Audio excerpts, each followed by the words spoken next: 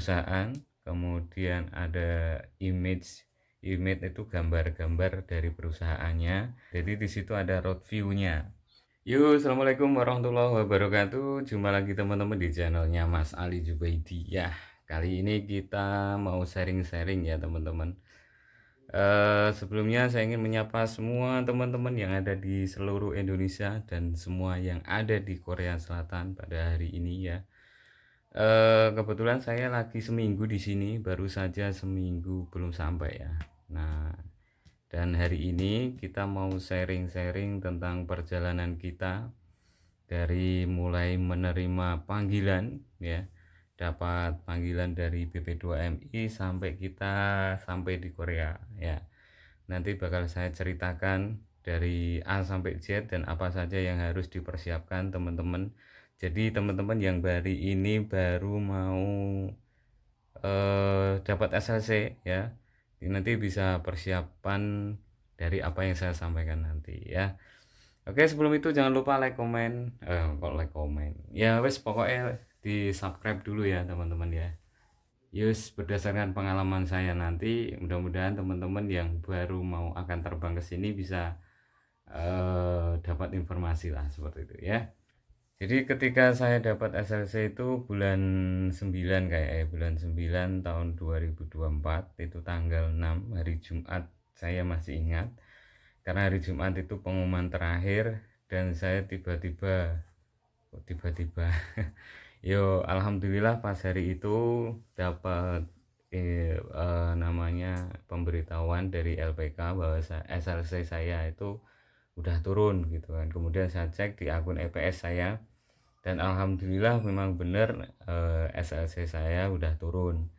Dan di situ di dalam SLC itu sudah ada nama perusahaan, kemudian ada image.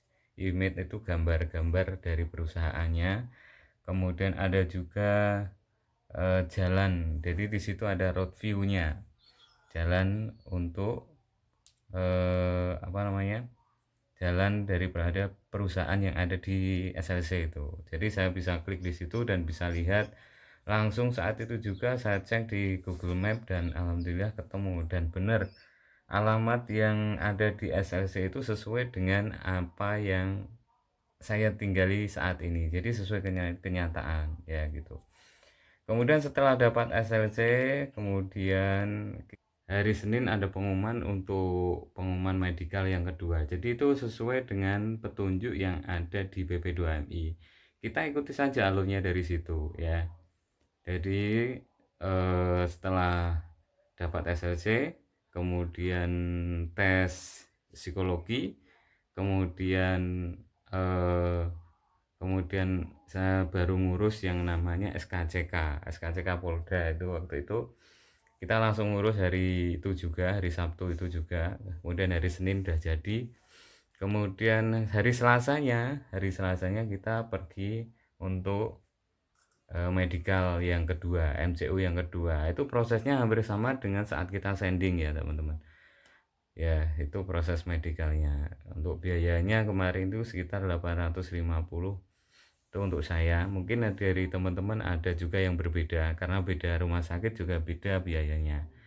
Jadi setelah medical itu nanti 2 hari setelahnya atau setelah satu hari setelahnya itu akan langsung muncul di akun Siskop kita, Siskopmi kita itu akan muncul, kita fit atau unfit itu kita akan muncul di situ. Dan alhamdulillah setelah itu saya dinyatakan fit, kemudian bisa mengikuti prelim pada tanggal 16 September itu hari Senin kayaknya.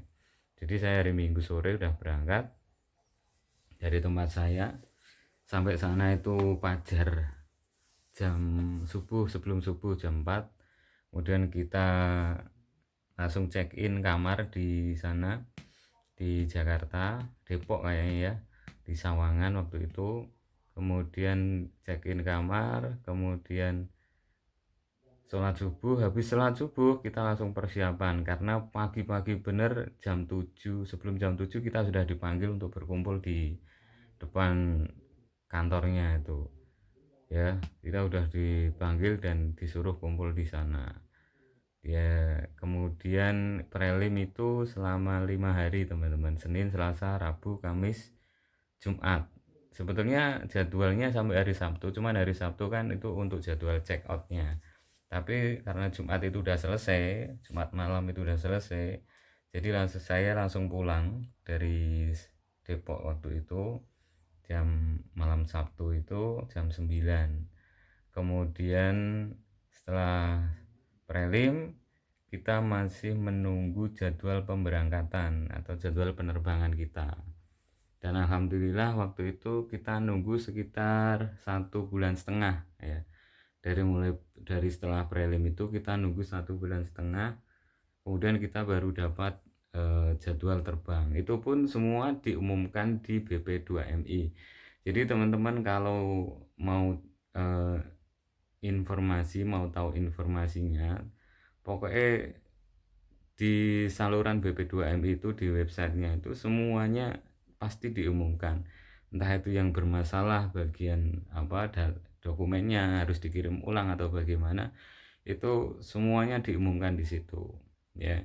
Jadi pokoknya jadwalnya di situ saya pantengin terus, dan alhamdulillah ada panggilan terbang untuk tanggal 10 November. Jadi setelah dapat jadwal penerbangan itu kita langsung harus medical ya teman-teman. Kita medical dulu, dan ketentuannya itu sudah ditentukan di pengumuman itu. Tempatnya di mana, jadwalnya kapan, itu sudah ditentukan di situ. Jadi kita ikut aja medical dulu yang ketiga, setelah itu kita baru berangkat ke Jakarta gitu. Baru berangkat ke Hotel Royal itu tadi. Jadi karena panggilannya terbangnya tanggal 10, tanggal 8 saya sudah harus berangkat dari rumah. Karena harus mes dulu di Jakarta, ada pembekalan dan acara pelepasan dari BP2MI, dari Menteri BP2MI juga waktu itu. Nah, Sabtu subuh kita udah sampai di Jakarta, udah sampai di Hotel Royal sana, El Royal Jakarta, udah sampai di situ. Kemudian kita tidak langsung check in teman-teman, nggak bisa, karena kita masih harus eh, nunggu acara dulu. Jadi setelah kita sampai di sana kita langsung dipandu untuk kegiatan entah itu apa namanya, tiket pembekalan, pembagian tiket penerbangan dan lain-lain. Itu kita masih nunggu di situ, dikumpulkan di sana. Kemudian baru malamnya kita baru dapat kamar, dikasih kamar untuk istirahat. Paginya pun kita juga harus sudah check out di Hotel El Royal itu. Jadi pagi koper kita sudah harus kita keluarkan dari kamar, kita kumpulin lagi itu di bawah, ada ruangan khusus untuk kita yang mau terbang. Juga ada teman-teman yang baru datang juga masih ada. Jadi itu dipisah antara yang baru datang sama yang kita mau berangkat. Setelah check out itu masih ada acara acara pelepasan dari BP2MI. Setelah duhur baru ada jemputan bis ke menuju bandara. Jadi dari bis menuju ke bandara itu setelah duhur sampai bandara itu sekitar pokoknya sebelum asar lah, pokoknya pas asar kayaknya. Terus pokoknya itulah ya. Dari bandara itu kemudian kita masih nunggu terus pokoknya angger manut karo biro perjalanannya, pokoknya angger manut gitu.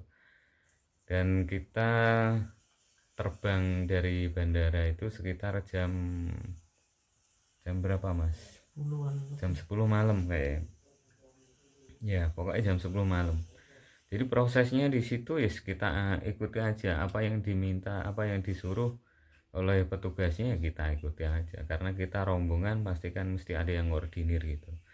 Jadi kita ikuti aja alurnya. Kemudian terbang mulai jam 10 sampai di sini itu sekitar subuh, habis subuh kayaknya.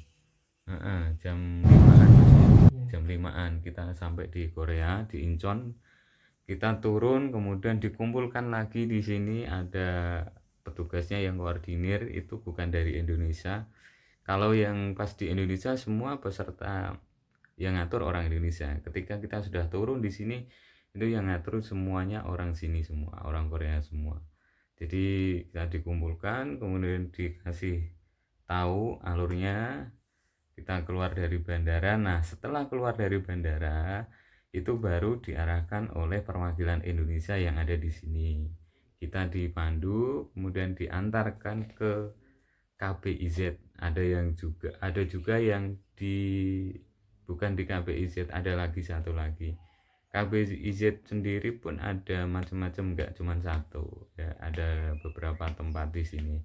Dan kebetulan waktu itu kita satu rombongan itu dibagi menjadi dua ya, dibagi dua, yang perikanan, yang fishing itu di tempat yang berbeda. Untuk yang manufaktur kita jadi satu ke KBIZ di Gyeonggi-do ya. Kemudian kita di situ di KBIZ itu sekitar 2 hari.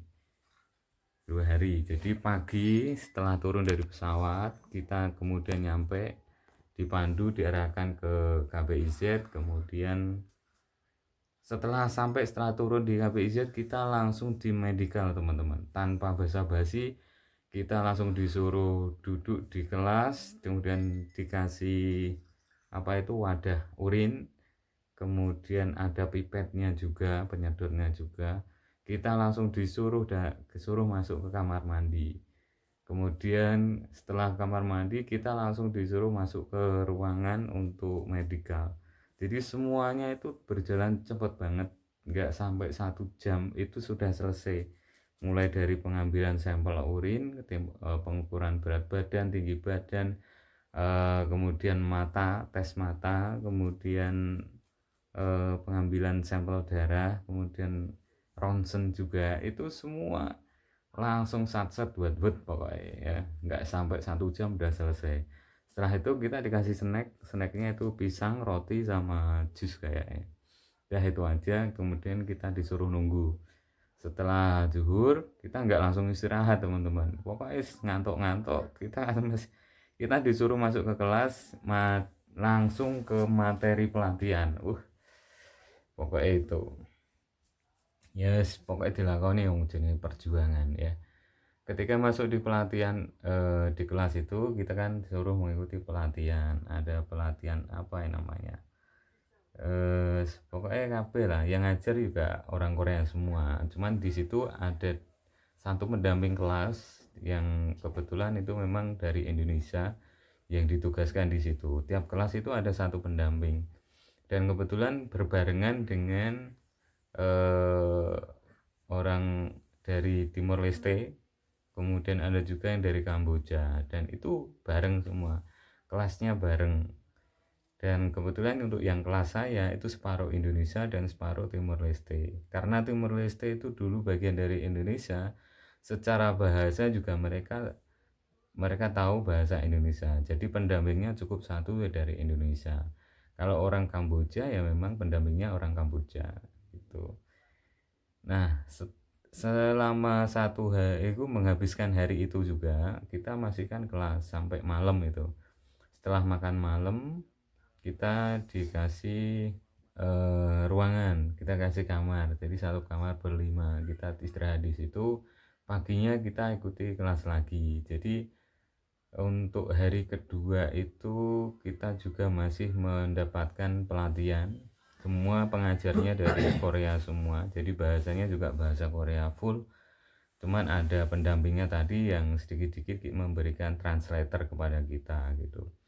Kemudian di hari kedua full sampai malam istirahat. Kemudian barulah besok paginya harus check out dari kamar. Barang kita beresi, kita keluarkan koper-koper kita. Kemudian kita makan pagi. Setelah makan pagi kita dikasih snack untuk bekal siangnya, karena siang sudah tidak di sana lagi. Setelah pembagian snack, kita langsung persiapan penjemputan dari Sajangnim. Nah, penjemputan dari Sajangnim itu kita dibawa ke ruang di bawah tanah itu, kalau tidak salah di B1. Itu untuk yang KBIZ Gyeonggi-do ya. Kalau yang di tempat lain saya tidak tahu.